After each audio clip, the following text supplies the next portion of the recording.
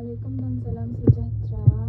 Hari ini saya akan menunggu tugas seorang guru untuk memenuhi keperluan assignment saya, di mana saya dan ahli kumpulan saya perlu menemui tugas seorang guru yang mempunyai pengalaman sebanyak 1 tahun hingga 9 tahun ke atas, dan seorang guru yang mempunyai pengalaman 9 tahun dan ke atas. Assalamualaikum dan selamat petang. Hari ini saya akan menemui tugas seorang guru, di mana ianya merupakan salah satu keperluan assignment saya, di mana saya perlu menemui juga 2 orang guru yang mempunyai pengalaman sebanyak 1 sehingga 9 tahun. Dan yang kedua, saya perlu menemui tugas seorang guru yang mempunyai pengalaman sebanyak 10 tahun ke atas. Okay. Assalamualaikum cikgu. Waalaikumsalam. Cikgu, apa khabar? Sihat? Sihat, alhamdulillah. Okay, jadi hari ini saya akan mengemukakan 10 soalan yang berkaitan dengan pengajaran untuk cikgu. Okay.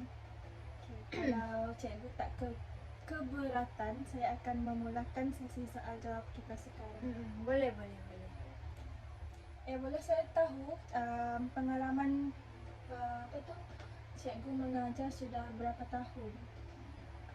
Sebenarnya saya baru fresh graduate dan masih muda dalam kalangan cikgu dekat sekolah, kerana saya baru bermula menjadi guru selama 1 tahun.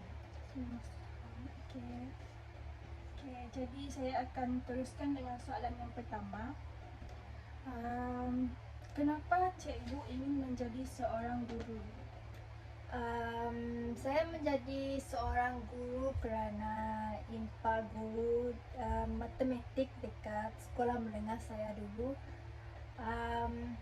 Dan matematik juga tidak datang secara semula jadi kepada saya, tetapi dia meluangkan masa bukan sahaja untuk menerangkan bahan dengan cara yang masuk akal kepada saya, tetapi juga membantu saya memahami bahawa setiap bentuk kecerdasan adalah sama-sama berharga. Okey, soalan yang kedua. Apakah ciri-ciri kepada pelajar yang ingin dimiliki oleh guru? Yang ingin dimiliki oleh cikgu. Okey, untuk soalan seterusnya, saya percaya bahawa pelajar mahu guru mereka yang berdedikasi, mudah didekati, dan apabila mereka juga boleh mengetahui apabila seorang guru tidak memiliki kualiti ini. Jika pelajar tahu anda bekerja keras dan ingin menyokong mereka semasa mereka belajar, jadi mereka lebih berkemungkinan akan berjaya. Atas sebab ini, saya mengekalkan dasar pintu yang terbuka kepada setiap masa dan berusaha untuk membina hubungan dengan setiap pelajar. Okey, saya akan teruskan dengan soalan yang ketiga. Di mana soalannya berbunyi, boleh terangkan dengan saya tentang falsafah pengajaran cikgu. Boleh ulang sekali lagi soalan sebab saya kurang faham. Boleh. Boleh terangkan kepada saya tentang falsafah pengajaran cikgu yang cikgu gunakan semasa mengajar di kelas. Falsafah pengajaran saya ialah menjadikan rancangan pengajaran saya boleh dikaitkan. Dalam kebanyakan kes, apabila pelajar tidak dapat mengenal pasti sesuatu konsep, ia lebih sukar bagi mereka untuk mengumpul makna. Sebagai seorang guru matematik, matlamat saya adalah untuk membantu pelajar memahami konsep tersebut, terutamanya apabila perkara itu berbeza daripada pengalaman hidup mereka sendiri. Terima kasih atas jawapan yang diberikan. Jadi soalan yang keempat adalah, apa yang cikgu suka tentang pengajaran? Sebenarnya saya mempelajari banyak ilmu dalam kursus yang saya hadiri sebelum-sebelum ini. Jadi hal ini demikian kerana saya baru tahu bahawa banyak kelebihan yang menjadi permulaan bagi era-era ilmu seperti ilmu matematik dan sebagainya. Saya sangat berbangga ketika melakukan kerja-kerja yang berkaitan dengan mengira dan konsep-konsep yang sebegitu. Jadi cikgu memang minat matematik lah. Ya, saya memang minat matematik. Okay, faham. Ada lagi? Saya juga suka dengan sesi soal jawab yang diutarakan di dalam kelas oleh pelajar-pelajar saya, kerana di sini saya boleh memberikan pengertian terhadap konsep dan menerima dan memberi idea baru yang lebih bernas supaya mereka boleh memahami konsep yang saya ingin sampaikan. Okay. Itu saja. Itu saja. Okay, thank you cikgu. Soalan yang kelima, bagaimanakah cikgu mengurus pembelajaran dalam bilik darjah? Bagi saya, antara peranan guru sebagai pengurus bilik darjah ialah mendapatkan kerjasama daripada pelajar. Mengurus persekitaran bilik darjah, guru sebagai role model memastikan rutin bilik darjah berjalan dengan lebih baik serta mewujudkan hubungan interpersonal yang baik antara guru dengan pelajar. Itu saja. Okey, jadi soalan yang keenam adalah bagaimanakah cikgu memotivasikan pelajar untuk menjadi pelajar yang aktif dalam kelas? Pada pendapat saya hanya gunakan kaedah pembelajaran interaktif. Pembelajaran interaktif akan menjadikan pelajar saya lebih aktif dan terlibat dalam pembelajaran seperti memberi maklum balas yang positif, mewujudkan suasana kelas yang selesa dan menjadikan guru mereka sebagai guru yang terinspirasi dalam hidup mereka. Okey, soalan yang ketujuh, apakah subjek kegemaran cikgu untuk cikgu ajar dan kenapa cikgu minat subjek tersebut?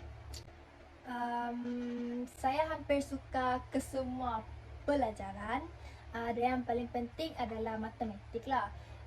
Sebab subjek ini sangat menarik sehingga saya selalu memahami terlebih dahulu tentang topik-topik tersebut. Jadi saya suka subjek ini juga kerana ia memberikan saya cabaran terhadap minda saya dan ia juga memberi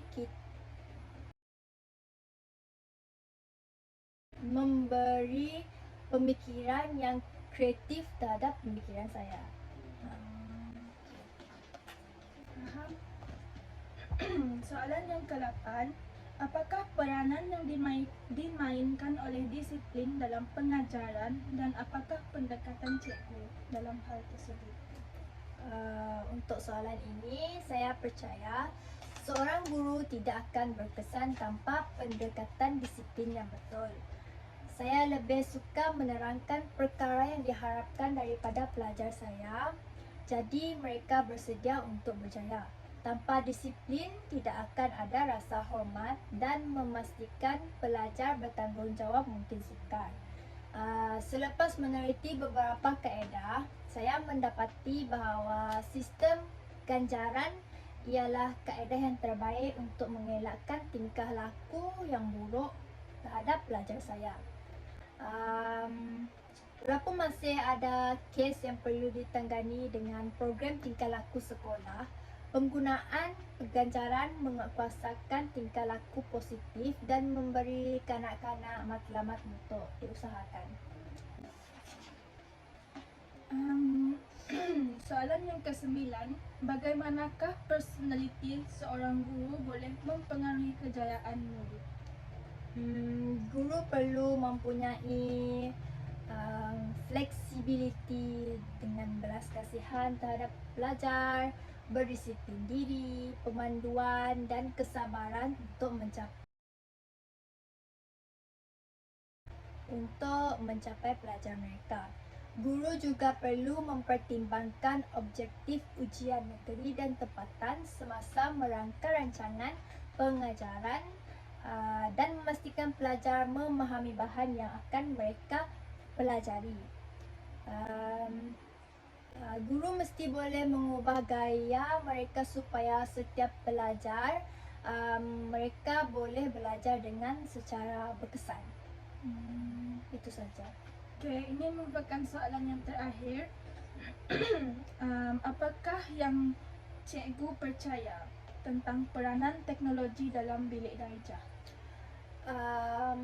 Pada pendapat saya, bahawa teknologi dalam bilik darjah boleh menjadi alat yang paling berharga dalam membantu pelajar untuk belajar. Walau bagaimanapun, teknologi juga boleh mengganggu. Jadi, menetapkan jangkaan untuk menggunakan teknologi dengan sewajarnya adalah lebih penting.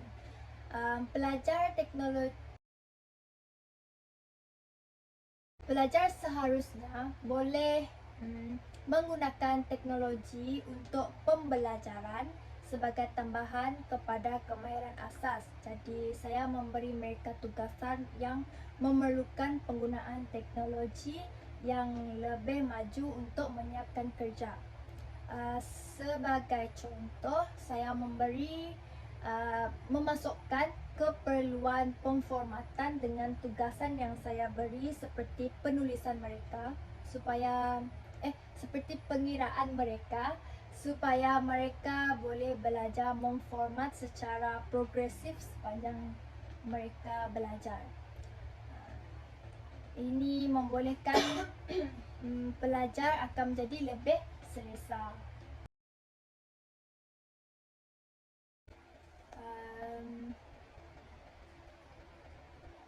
Selain itu, saya juga mempunyai satu contoh seperti ia juga membolehkan pelajar menjadi lebih selesa dengan platform yang berbeza dan menyediakan mereka untuk berjaya di tempat kerja pada masa yang akan datang. Ya, itu saja daripada saya. Okey, jadi itu adalah merupakan 10 soalan yang telah saya kemukakan dengan cikgu. Terima kasih sebab sudi meluangkan masa dengan saya dan sudi memberi pendapat cikgu tentang tentang soalan-soalan yang telah saya kemukakan tadi. Okey, thank you cikgu.